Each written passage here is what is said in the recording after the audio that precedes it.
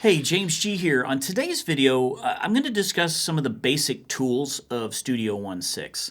They're the tools that you're going to be using constantly, so you really want to get a handle on them very, very quickly, and not completely self-explanatory. So once I learned these, my daily just use of it was a lot easier and a lot better. So if you look on right here, you see these three symbols right here are highlighted. Well, if you see the one in the middle by itself, it was highlighted. That is your arrow tool, so that's pretty self-explanatory by itself. Just want to take this, I want to move this thing around, okay? You can see as I hit other certain parts of this that, the icon will change. And then the second one to the right is these little squares, and that would be a range tool like, okay, I just want this selection of that WAV file, okay?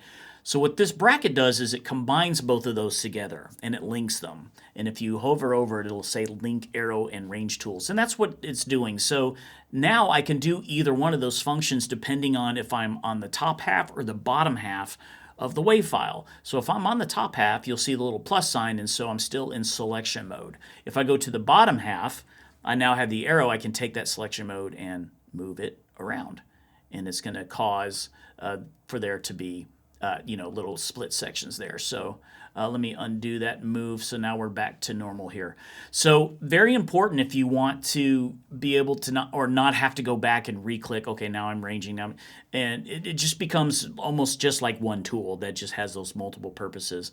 And you can remember that if you forget, well, if it's on the bottom, it'll still be an arrow icon for your cursor. It'll turn to a plus sign on the top, so you can do both without having to switch. So love that. I use it all the time. I don't think I've ever unlinked it, just because it doesn't make any sense to you if you're familiar with it. Now right next to that is like a little knife symbol.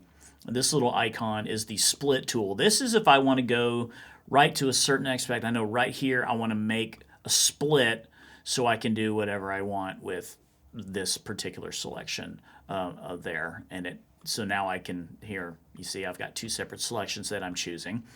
And then erase tool, pretty self-explanatory too. Whatever I push, it'll just erase that selection that's there. So a lot of times people might split tool and erase that section by going back and forth.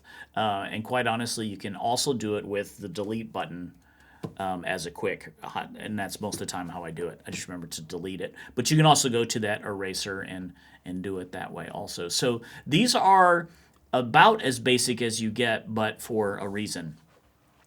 You use them for everything, whether you're in edit mode, like if you go to your far bottom right corner here in edit mode, you really get to where you're got a WAV file that's really big and close there, and you really want to be able to push and pull that stuff with ease. So hope that makes sense. I think it's, like I said, if you open up a new project or a new song or whatever and it's not linked, just go hit that bracket and then link your arrow and range tools, and then just get used to using them both as one tool.